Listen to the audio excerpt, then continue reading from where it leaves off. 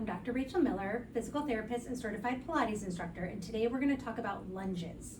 So I have had a lot of patients lately that have had knee pain, hip pain, all sorts of things with lunges. So we're going to work on a few things to look at for form.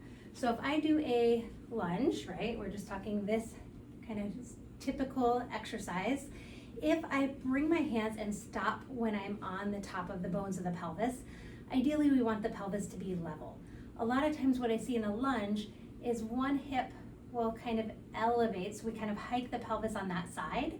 When we do, if this left hip is hike and I try to push through that left heel and activate my glute, it's almost impossible to find. So sometimes we have to lengthen the waist or think about dropping the sit bone. So then when I push through my heel, my glute is going to be more available to help me. So that's one thing to think about. The second thing is the tracking of that front knee. A lot of times that knee will start to fall in.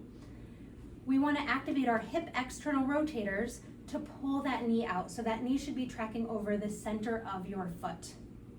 And then the third thing is from the side view. A lot of times I will see this where the lunge comes forward. We want the knee to try to stay up above the ankle.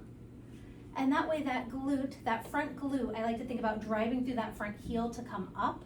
So that front glute is participating a lot more. You are going to be using your quad a little bit, but we want your glute and your hip rotators, some of the muscles back here to be stepping up to at least help balance out that quad work.